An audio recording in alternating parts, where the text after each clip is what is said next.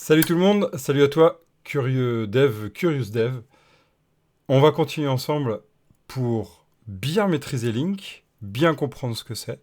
On en était où? On en était à la découverte de la requête from, where, select. Et donc ça, c'est vraiment l'étape numéro, on va dire, 0 à comprendre. On avait fini là. On a vu le where, hein, qui était intéressant. Petit point à noter que j'avais déjà parlé, dont j'avais déjà parlé la dernière fois, c'est quoi? C'est bien que chaque fois que je vais appeler ma requête, vous vous souvenez, chaque fois que je vais appeler ma requête, eh bien, je vais réexécuter. C'est toute la partie différée qu'on appelle, alors qu'il y a toute la partie immediate. Hein, la partie immédiate, c'est-à-dire qu'on va appeler par exemple le toList. Le toList, c'est immédiat, je vais récupérer un résultat et je vais exécuter qu'une seule fois ma requête. On l'avait démontré la dernière fois en prenant mon parent ici et je rajoutais un élément dans ma liste. Eh bien, dans mon résultat de requête ici, je ne l'ai pas. D'accord? C'était vraiment le premier point. Alors, on va revenir maintenant sur la partie du from where select et des choses qui sont à connaître dans cette partie-là. C'est quoi? C'est de se dire que, ok, maintenant qu'on a notre from, notre where select, on va un peu étudier ce que c'est cette request. C'est bien de mettre var request, mais comprendre un peu ce qui est à l'intérieur. Regardez, ici, on a un enumerable avec notre liste qui est ramenée. Et on va aller pouvoir en fait construire ça. Mais ce qui pourrait être sympa en fait, c'est d'aller organiser, order by, et on va pouvoir organiser nos caractères, point, et par exemple on va dire, ok, notre caractère, c'est comme ceci, on a ascending, par exemple. Vous voyez ici, notre requête, elle change, et un ordered enumerable. Ok, ordered enumerable. Très bien. Donc ce ordered enumerable, si on clique dessus, qu'est-ce qu'on va découvrir? On voit que ici, il a un create order enumerable qui va construire l'enumerable par rapport en fait à une clé. Hein, ici, c'est une fonction, c'est un délégué. Hein. C'est un délégué qui dit que ok, je prends un élément en cours, je prends ma clé de vérification et j'ai mon compareur. Il n'est pas obligatoirement passé et je veux dire si c'est descending ou pas. Vous voyez donc en fait, ce qu'on a écrit ici, on peut l'écrire d'une autre façon. Ah oui, on peut l'écrire que de quelle façon? Eh bien, on n'est pas obligé de l'écrire là. Déjà, je vous montrer ce que ça va donner. Vous allez voir.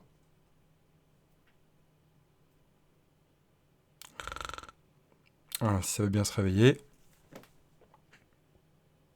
Yes. Donc là, on voit que Frodo, Grandpa, Frodo, Gandalf, Gandalf, tout est bien, c'est impeccable, c'est bien rajouté. Et on a bien notre liste là qui s'est rajoutée, c'est impeccable et dans le bon ordre. Alors on va vérifier qu'on n'avait pas mis, voilà, on avait bien mis Sam, Frodo, Grandpa dans le mauvais ordre. Ok. Mais ça, en fait, vous n'êtes pas obligé de le faire comme ça. Sachez qu'à chaque fois que vous utilisez du link queue, hein, vous n'êtes pas obligé de l'utiliser de cette façon. Vous pouvez aussi faire un système comme ça, avec un order by, regardez. Il y a order by qui est ascending et order by descending. Donc par exemple, si je veux faire en ascending, ici, je vais prendre un item, je vais prendre mon expression. Mon expression, c'est OK, voilà comment tu peux travailler ça. C'est ma lambda. Et je vais dire OK, c'est mon item. D'accord?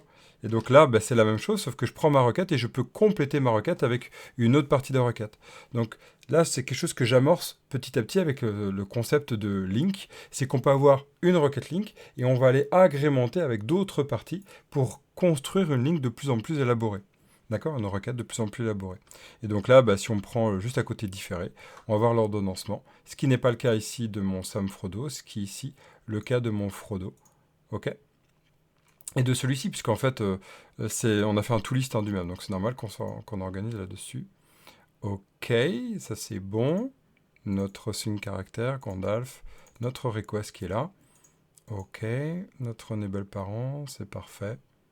Enable parent. Et on a bien notre order by. C'est bon. Yes. Donc, à partir de là, on a construit une requête et on a réussi à l'organiser. On a retourné une enumerable. On va se mettre ici sur notre immédiat, c'est notre result request qui est là avec notre request sur l'immédiat. Voilà. Donc là, on a rajouté en fait cette partie-là et donc on a pu l'exécuter comme je disais. Très bien. Donc après, maintenant, qu'est-ce qu'on va faire? On va aller ensemble, on va aller construire notre requête qui est là. Voilà. Et donc, on va aller pouvoir travailler cette requête. On a vu l'order by, on peut le faire descending ici. Descending. Très bien. Bon, je vais enlever tout le reste, parce que ça commence à être un peu polluant pour les infos. Mais souvenez-vous qu'il y a la partie média avec le toList. On va juste renvoyer ça pour afficher. Si je fais un CTRL F5, on a bien Grandpa Frodo, c'est parfait en différé, avec un where. C'est très bien, et c'est bien organisé dans le bon ordre. Super. E, F, G. Ah, mais non, c'est pas organisé. Mais oui, c'est l'inverse, descending. D'accord? Super, c'est très bien. Qu'est-ce qu'on va pouvoir faire maintenant? Bien, ce que je veux avec vous, zoomer dans cet objectif-là, de cette session-là, c'est pour pouvoir bien maîtriser, c'est comprendre ce que c'est le select. Le select, c'est exactement ce que je vous avais parlé. Vous vous souvenez de la discussion qu'on a vue sur ce qu'est en fait un select dans une base de données, dans un travail sur les ensembles?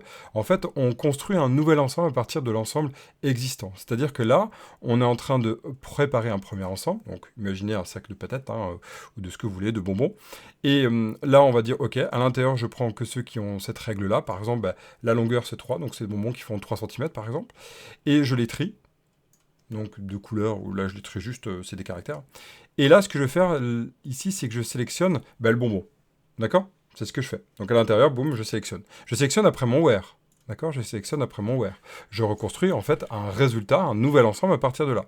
Ça définit ce qu'il y aura dans ce nouvel ensemble. Exactement comme on avait avec les onglets, vous vous souvenez, les colonnes. On peut définir le nombre de colonnes et même rajouter des colonnes supplémentaires. Eh bien, c'est ce qu'on va faire ici. Donc, comment on construit ça? C'est le fameux select. On va le voir déjà avec LinkQ comme ça, mais on verra avec le LinkQ en méthode d'extension, extension de méthode. Donc ici, au lieu de renvoyer le caractère, ce qu'on va pouvoir renvoyer ici, c'est qu'on peut renvoyer, regardez par exemple, on peut renvoyer le premier caractère. Je dis le premier, s'il te plaît. Le premier caractère. Alors là, tout d'un coup, ça change. Tout d'un coup, ça change. Ici, ça pleure. Bah non, tu peux pas transformer un caractère en string. Comment ça? Et oui, là, notre chaîne, c'est une string. Quand on récupère le premier élément de notre string, c'est un caractère. Un caractère, oula, un quart. Sinon, on ne va pas être rendu niveau mental. Hein. Donc un quart. Donc on va prendre un quart. Un quart, c'est un type primitif. Et donc là, regardez, on va récupérer un nouvel ensemble où on ne récupère que le G et le F. Ouais, c'est pas mal ça, non? Ok, vous voyez l'idée du select? Le select sert à ça. Le select sert à exactement à construire ça. Mais en fait, on peut aller un peu plus loin. On peut tout à fait construire un select avec ceci. Caractère. Caractère, s'il te plaît. Caractère, merci. On va prendre un substring de 0, donc à partir de 1. Ok, puisqu'on sait que la longueur est supérieure à 3, donc on peut être sûr de ça. Et regardez ce qu'on va aller construire là. On n'a plus des caractères, mais on retrouve des strings, puisqu'on travaille sur des caractères plus des strings. Et on va aller voir ensemble ce qui va se passer. Qu'est-ce qui va se passer? Qu'est-ce que j'ai fait? Eh bien, j'ai fait un système qui va permettre d'avoir le G majuscule. Ah, c'est pas vérifiable ici. Ok. On va aller ensemble mettre un S minuscule. On va mettre ici un Frodo minuscule. Et là, on va mettre, le pauvre, on va mettre un G. Ok. Et là, regardez, ce qui est intéressant là. Eh bien, on voit que on a récupéré notre grand pas, et il nous manque un point, c'est que là j'ai bien récupéré mon caractère, mais il faut que je le mette en majuscule. Comment je peux faire? Mais si je peux faire un to, ici, un to string par exemple, ok, et puis un to upper, par exemple, là. Et donc là je vais aller récupérer mon premier caractère, et je vais le mettre en upper. De l'autre côté, j'aurais pu très bien faire un substring de 0,1, c'était la même chose. Hein. C'est juste travailler sur les chaînes, on peut s'amuser comme on veut. Ok. Très bien. Et donc on va faire un CTRL F5, et regardez, on a bien récupéré le premier caractère. Vous voyez, donc là, ça y est, on a vu ce que c'était un select. Très bien. Donc le select sert à transformer. Ok, regardons. Maintenant, à la place de ça, on va avoir ici notre select. On pourrait très bien construire notre ensemble parent. Et je vais vous montrer avec un petit console write-line, un deuxième. On va le faire juste avant. On va faire différer with extension. En fait, LinkQ, ça s'écrit de deux façons différentes. Donc on va prendre exactement notre ensemble parent, on va l'écrire de façon LinkQ, mais en méthode d'extension. Ça vous parle les méthodes d'extension? Les extensions de méthode, tout ce qui est méthode, ça étend l'objet initialement créé. Vous savez, avec le statique, le this, ça vous parle? D'ailleurs, dans les prochaines versions de .NET, ça va changer ça. Enfin, depuis le temps qu'on l'attend. Parenthèse, ça donne quoi? Regardez, ici, si je prends mon ensemble parent, et si je veux lui appliquer un... J'ai dit un point, s'il te plaît. Je vais lui appliquer un select. Tiens, vous voyez les petites flèches là qui sont apparues? Les petites flèches, c'est du LinkQ ou c'est des méthodes d'extension. C'est écrit ici, extension. Ok? Eh bien, ce select, c'est exactement le select qui est en dessous. C'est exactement le select qui est en dessous. Qu'est-ce que ça fait en fait? Ça va dire, ok, je renvoie un nouvel ensemble à partir de l'ensemble en cours. Ça va parcourir chaque élément de mon ensemble et ça va exécuter une fonction de projection. D'accord? Donc on va prendre ici x et on va faire exactement la même chose, mais je vais l'écrire de notre façon. On va faire un x.substring, avec la flèche ça serait mieux quand même, x.substring de 0,1, on veut un caractère, et là on va dire plus x.substring de 1. D'accord? Et là, si je renvoie ça, je peux faire un for each, voilà, var item, in, et je construis mon ensemble. Et vous voyez que là, hop, s'il te plaît, voilà, Ah oui, il manque une parenthèse. Là, si j'affiche exactement pareil avec mon caractère, avec item, regardez, hop, vient la coco. Ah oui, j'ai oublié de faire le to-upper, décidément. To-upper, voilà, c'était l'autre façon pour vous montrer ce qu'on pouvait faire. Qu'est-ce qu'on va pouvoir faire ici? Eh bien, vous voyez, j'ai le même résultat, d'accord? Sauf que là, j'ai pas un where, hein, là, j'ai pas mon where, donc il y avait un risque, mais j'ai bien Sam qui est pas supérieur à 3 ici, niveau caractère. D'accord? Le select est exactement pareil. Ça veut dire quoi? Ça veut dire quoi? Mais oui, ça veut dire que, bien évidemment, vous pouvez construire votre requête comme ceci. Vous pouvez construire votre requête comme cela. Vous pouvez faire un where ici, un item, item. Par exemple, length, hein, c'est ce qu'on veut, super 3. Et là, on se retrouve exactement, quasiment par le order by, dans les mêmes conditions que ce qu'on a écrit juste avant. Juste après, pardon. Ça et ça, c'est à 90% ISO. D'accord? On y va, on reteste? Et voilà, vous voyez que là, c'est bon. On a bien eu, sauf que là, on a Frodo grand pas. Là, on a grand bas Frodo. Donc, il faudrait ici, ce qui serait sympa, c'est d'aller trier. Donc, on va pouvoir ici faire un order by. Et on va pouvoir faire ici je trie. Donc là, je vais faire un point order by, item, item, item. Donc, item. Je trie sur moi-même. D'accord? Vous voyez l'idée? Et donc là, si je fais ça, je me retrouve dans grand pas. Et là, j'ai fait un order by par un order by descending, d'accord? Donc c'est cette idée-là. Et donc si je fais un order by descending, je vais travailler sur le descending. Ok? Ces opérateurs-là, le where, le select, l'order by, sont des opérateurs donc du coup différés. C'est-à-dire qu'il va falloir lui appliquer soit un for each, soit le toList, le single, le first, qu'on verra par la suite, pour aller exécuter ma fonction de ma requête. D'accord? Ça va sur ça? Ok, ça c'est la première étape. Maintenant, on va passer sur la deuxième étape d'apprentissage. On va aller voir sur comment faire pour travailler non plus sur des chaînes, mais on va travailler sur des objets. Et c'est ce qu'on va faire maintenant.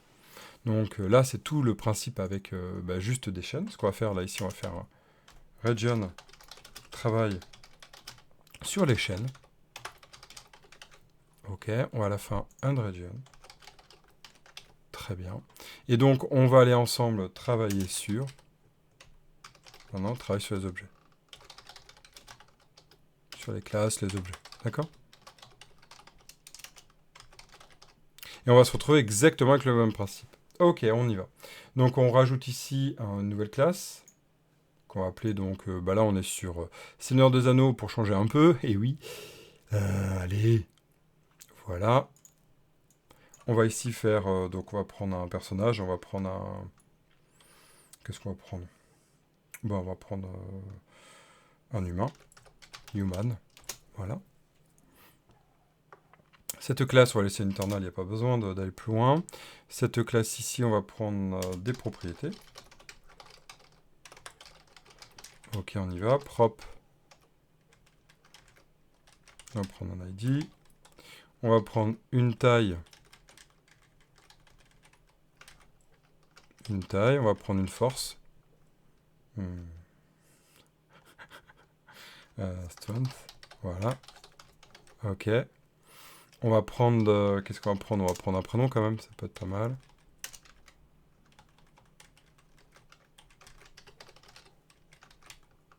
Donc surname. Et ça sera très bien. On va dire qu'il est requis. Required. Ok. Ça, c'est dans les dernières versions de .NET qu'on peut faire ça. Super. Donc mon human. Ok. On va l'instancier une liste. Donc on va prendre une liste de human. Donc humans. Et on va faire new. Parenthèse. Et à l'intérieur, on va pouvoir ajouter des humans. On va faire des new. C'est qui va être rigolo. Vous allez voir. Si vous n'avez jamais vu cette partie-là, c'est assez sympa. Et là, il faut au moins le surname qui est obligatoire. On va dire, donc du coup, il faut qu'il y ait Sam. On va dire que c'est très bien pour l'instant. Voilà, ça, on va le plier CTRL MM. Voilà. On va mettre comme les autres valeurs. L'ID, pour l'instant, on va mettre 1. La taille, on va dire, je ne sais plus combien il fait. On va mettre 80. 85, je ne sais plus combien il fait. Combien il fait. Strength, ça va dire qu'il est fort à 150. C'est un méga fort même. C'est grand pas quand même. Ok. Voilà. Zabégable. On va dupliquer ça. CTRL D. C'est Sam. Non, on va prendre grand pas. Sam, on va le faire plus petit quand même. C'est 2. Ok, on va dire, je sais plus combien il fait au moins 1 mètre, on va dire peut-être 1 mètre. Et force, il est pas très... Bah si, il est fort en fait, hein, quand même, mais il arrive à saouler Frodo, quoi. C'est-à-dire, c'est énorme. Frodo, par contre, il a pas de force. Quoique, il est fort par rapport à l'anneau, c'est tout. Sa taille, on va dire qu'il est peut-être un tout petit peu plus grand. On s'en fout un peu, c'est juste pour s'amuser. Ok, Sam, et donc Frodo. Frodo. Ok. Donc bah là, on va repartir le même principe. Ce que je veux, c'est récupérer l'ensemble des humains. D'ailleurs, c'est pas que des humains. Hein.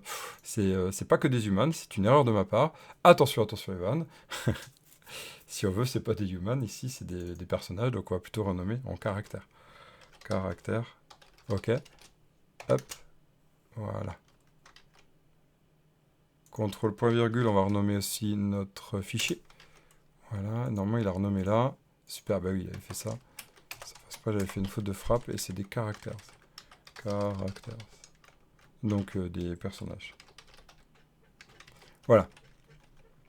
Ok, donc là, moi, je vais construire ma requête, exactement pareil. Je veux tous les personnages qui mesurent plus de, par exemple, on va dire query personne. Je veux les personnages qui sont... Pourquoi tu pleures, toi? M'embête pas, laisse-moi tranquille, voilà. Je veux tous les personnages, donc je veux tous les personnages dans mes personnages qui sont where, donc item, point. Et donc là, je vais les construire. Alors, je pense que c'est à cause du nRegion. Pourtant, là, je t'avais bien mis. Qu'est-ce que t'as? On va aller voir, je pense, à la fin.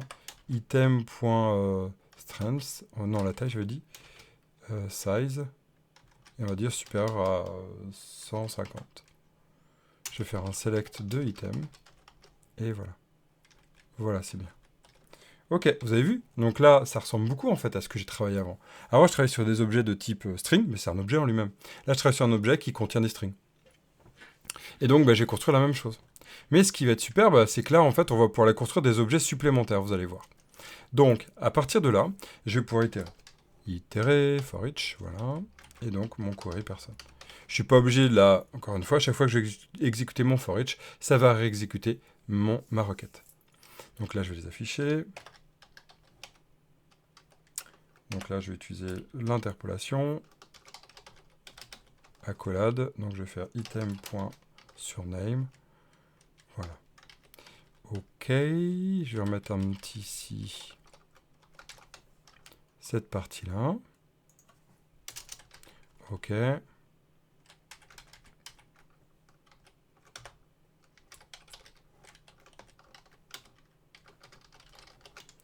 Voilà, comme ça on verra bien la différence. Ok, ça c'est bon. Et on va tester ça. On récupère bien que grand pas. Ok, on récupère bien que grand pas. Ça c'est impeccable. Maintenant, en fait, admettons, je voudrais ne pas travailler sur mes items en eux-mêmes, mais j'aimerais construire une query qui me ramène, en fait, uniquement les tailles. Comme ça, après, je pourrais les calculer. Ce serait quand même pas mal, non? J'aimerais faire la somme de tous les personnages qui sont supérieurs. Allez, on va faire exprès, hein, supérieur à 102, supérieur à 100. Comme ça, on aura tous les personnages qui sont un peu plus grands que Sam, quoi. Le pauvre Sam. Bon, c'est comme ça. C'est dans l'exemple. Ici, donc, ce que je vais faire, c'est que je vais prendre cette règle-là, mais je vais aller transformer. Et je ne vais pas parler d'item, en fait, je vais aller transformer. Et je vais aller construire un objet à la volée. Je vais aller construire un objet à la volée. Et je vais dire, ok, moi, je ne veux pas du tout les surnames, je ne veux pas tout ça, je veux juste toutes les sizes. Donc là, en fait, je pourrais même ramener, regardez, je peux même ramener tous les items.size. On verra après pour construire l'objet. Donc, soit je fais un new, soit je ramène tous les sizes. Qu'est-ce que j'ai à l'intérieur maintenant? Quelle est ma requête? Ma requête ici, maintenant, regardez. Allez, vas-y, viens. D'accord. Ah oui, c'est que là où tu as planté. Super, merci. Bon, bah c'est très bien. On va faire un var result. Et là, on va découvrir un nouvel opérateur grâce à ça. On va pouvoir faire ici un sum. Et là, c'est génial. Le sum s'applique, hein, c'est un nouvel opérateur qui a exécution automatique, quoi, directe, hein, immédiate. Ici, le sum, si on fait F12 dessus, s'il veut bien, j'espère qu'il n'a pas planté là-dessus, voilà. Il va me renvoyer un int, hein, vous voyez que ça, c'est ce qu'on appelle donc des méthodes d'extension. On voit un this et un static, c'est que c'est la preuve. Eh bien ici, on voit que ce code nous fait quoi? Il fait un sum d'une enumerable qui peut être longue, décimale ou entière. Et il est capable en fait comme ça d'aller donc semer l'ensemble des valeurs. Vous avez vu, grâce à ce que j'ai construit, j'ai créé ma règle ici et j'ai été capable de semer grâce à ça. C'est quand même pratique, non? J'ai donc ce qu'on appelle de l'agrégation, d'accord? Ça, c'est vraiment puissant. Ça permet en fait d'aller très loin sur mon moteur sans devoir en fait faire des calculs avec du plus égal. Vous voyez, le but aussi de Link, hein, c'est de gagner du temps. Donc là, si on fait, là, on aura toutes les tailles. Ou tiens, d'ailleurs, on va avoir toute la force. Tiens, si on fait item.size, on aura toute la force ici. Donc là, on va faire un console write line de force cumulée. Comme ça, on saura que nos persos s'ils ont une force cumulée. On pourrait faire dans un jeu vidéo, genre, si l'ensemble des personnes qui sont dans le jeu vidéo ensemble, on peut faire un MMO, quoi. On peut dire qu'il faut que la force, elle soit minimum de X % ou X valeur. Eh bien, si c'est supérieur, on peut rentrer dans le passage, sinon on peut pas. C'est pour faire un système comme ça. Vous voyez, c'est pour donner des exemples. Hein. On va utiliser le string format ici, qui est dans le console.writeLine. On va faire un result ici. D'ailleurs, c'est result, mais on va voir. OK. Et on voit que c'est 287. Pourquoi 287 force cumulée? Parce qu'on a additionné les sizes. Ah non, c'est pas les sizes que je voulais. Ah oui, c'était les lengths. Je pense que j'avais déjà fait ça. C'est pas grave. Strength, voilà. Il me disait, le chiffre, il est pas rond. Voilà, 350. Puisqu'on a 100 et 250. OK? Voilà, ça c'est cool. C'est impeccable. On a bien fonctionné. Vous voyez, ça c'est la première idée. C'est-à-dire que vous allez pouvoir construire une règle, puis après appliquer des opérateurs immédiats. Là, cet opérateur, il est immédiat. Les agrégats, c'est immédiat. C'est-à-dire que là, je récupère directement ma valeur. OK? Très bien. Maintenant, en fait, on va aller reprendre cette règle-là. On va réécrire une nouvelle requête. Et cette fois-ci, on va récupérer un objet, et c'est nous qui allons le construire, vous allez voir. On va prendre une query person 2, bis, cette fois-ci. Et donc, bon, le query person, on aurait dû le renommer hein, en query strength. Bon, c'est pas grave. On va toujours garder le size à 100. Et là, en fait, au lieu d'aller prendre juste la valeur entière qui nous intéresse, ce qui est très bien pour des agrégats, on va aller donc construire un nouvel objet. On peut construire un nouvel objet en disant, OK, on va aller prendre, par exemple, le prénom, le surname. On invente un nom. On va prendre un surname. On va dire, c'est item.surname. Vous voyez. Et on va aller prendre, donc du coup, juste sa size, admettons, ou sa strength. Donc là, on va prendre juste strength. On construit un nouvel objet. Ce n'est plus une personne, hein, ce n'est plus une personne, un caractère. D'accord? Et donc là, on peut faire item.strength. Et donc là, c'est super, parce qu'avec mon for each, je vais être capable d'aller construire un nouvel ensemble. Donc là, si je prends un query, vous voyez, c'est un peu comme des tuples, si vous connaissez. C'est un peu le même principe que les tuples, là. On peut l'imaginer comme ça. Donc là, si je fais un console.writeLine, là, ici, j'affiche avec interpolation. Je vais faire accolade de 0, accolade de item, donc, regardez, j'ai mon surname. Ouais. Et donc là, je pourrais faire accolade item.strength. Je n'ai pas le size. D'accord? Donc, je vais pouvoir construire n'importe quel objet. OK? C'est pas mal, ça. On va tester ça tout de suite. Et regardez. On a bien grand pas et Frodo. D'accord? Ça veut dire que vous pouvez construire un nouvel ensemble, exactement comme dans une requête SQL. Si on était connecté à la base de données, c'est exactement ce qu'il ferait d'ailleurs. Il sectionnerait les colonnes qui l'intéressent dans l'ensemble pour créer un nouvel ensemble. Et après ça, donc du coup, on aurait récupéré le résultat. Il aurait d'abord filtré, puis après, il aurait construit le nouvel ensemble. OK? On peut aller un tout petit peu plus loin en se disant, OK, qu'est-ce qu'on pourrait rajouter? On pourrait se dire, est-ce que sa taille, est-ce qu'il est grand, en fait? Eh bien, on va pouvoir ajouter ici un let. Et ce let-là est très intéressant aussi, parce qu'on peut rajouter des variables. C'est un peu comme dans un for each si vous créez une nouvelle variable. Et ce for each-là, en fait, vous allez pouvoir l'utiliser. Vous allez voir. Donc là, on va faire isBig, est grand. On va définir une règle que nous on veut. Hein. Item, tiens, size, merci, 100, on va dire 150. Si c'est plus grand que 150, c'est qu'il est grand. D'accord? C'est sympa pour toutes les personnes qui sont plus grandes. Bon, ça peut amener des polémiques hein, en jeu, donc on va dire les 100. Mais bon, c'est dans le jeu. Hein, c'est nous par rapport à la taille des positions, machin. Je ne veux pas rentrer dans les détails là-dessus. Il n'y a aucun jugement là-dessus. Vous savez à quel point l'inclusion est une valeur forte pour moi. Ok, ici, qu'est-ce qu'on va mettre ici? On va pouvoir mettre isBig. Donc là, je crée une variable hein, qui va réceptionner isBig. J'aurais pu l'appeler Toto, hein. D'accord? J'aurais pu l'appeler Toto ici. Mais ce qui est vachement bien ici, c'est que je vais pouvoir savoir, et je vais pouvoir traiter en fait avec un item. Regardez, isBig.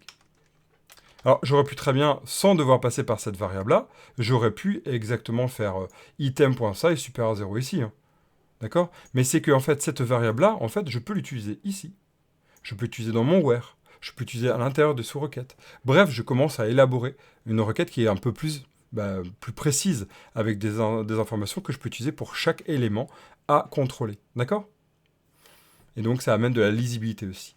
Et voilà, on a fini sur cette première étape. On va aller regarder ça ensemble. Regardez, on va savoir qui est grand. Là, il est grand. Là, il est grand, Frodo. Voilà, c'est impeccable. Donc, qu'est-ce qu'on a découvert si on fait un résumé après cette demi-heure? Presque cette demi-heure. On a découvert quoi? Un, que nous avons la possibilité de travailler sur ce qu'on appelle des requêtes de type méthode extension. Donc là, ou extension de méthode, hein, ça dépend, à chaque fois c'est l'un ou l'autre. En gros, c'est des méthodes qui étendent l'objet en cours, donc c'est pour ça que je les appelle méthodes d'extension. Et ici, on va pouvoir les construire exactement ce qu'on est capable de construire avec le where. On avait vu le order by, ascending ou descending, et de base c'est ascending. Ok. On a vu aussi la capacité à construire ce qu'on souhaitait dans le select et pas ramener juste l'item, mais construire un nouvel élément. Et puis on est allé plus loin avec le travail des objets, où on a construit des objets, là, des objets plus élaborés qu'une simple string. Et on a été capable de ramener le strength de notre select ici, de notre item, le strength. Et donc ici, avec ça, ce strength, on va aller pouvoir faire du sum. On a découvert un nouvel opérateur qui s'appelle le sum, qui a exécution immédiate, qui va nous renvoyer en fait, le total de notre requête ici. Donc il va être capable de prendre cet agrégat-là, hein, et il va être capable de le sommer, puisqu'on a renvoyé ici non pas l'item en lui-même, mais l'item.strength. Ok? Mais en fait, petite parenthèse, on aurait très bien pu construire ici la même requête, juste parenthèse, hein. Regardez, on aurait pu faire ça, select.item, voilà. Et ici, au lieu de faire ce résultat comme ça, comme ceci, ou comme cela, on va pouvoir faire ici un var result, et item de item. Regardez bien, strength. C'est la même chose. Ça dépend ce qu'on veut faire avec notre requête. Soit je prépare une requête où il n'y a pas en fait cette règle-là, soit j'ai besoin de la requête et ne travailler qu'avec celle-là. Ça dépend ce qu'on veut en faire en fait. Vous voyez, les deux sont totalement équivalents. Sauf que là, ici, cette requête, maintenant, je peux utiliser pour d'autres opérations. C'est une sorte de tampon d'exécution. Il faut voir ça comme quelque chose. Si vous avez déjà travaillé avec les observables, c'est un peu le même principe là. C'est en gros, je le prépare et à tout moment, après, je pourrais l'actionner selon l'opérateur. Ici, c'est ce qu'on appelle un opérateur d'exécution. Un opérateur d'exécution immédiate. C'est-à-dire que là, j'applique sum ou sum sur ma valeur, tout dépend ce que j'ai. D'accord? Et comment je le sais? Sum, je vais pouvoir l'appliquer si je renvoie des entiers. Si je renvoie un objet, je vais dire sur quoi je vais appliquer la règle. Ok, et on aura bien le résultat là. C'est-à-dire que maintenant, mon résultat, il est fixe, il est figé, et si je rajoute des éléments, mon résultat il ne changera pas. D'accord? C'est ça la différence avec les opérateurs dits différés, hein, avec stream ou pas. Ok? On stream ou pas. Ça va sur ça? Yes, bon, c'est bon. On a fini sur cette nouvelle étape pour avancer sur LinQ.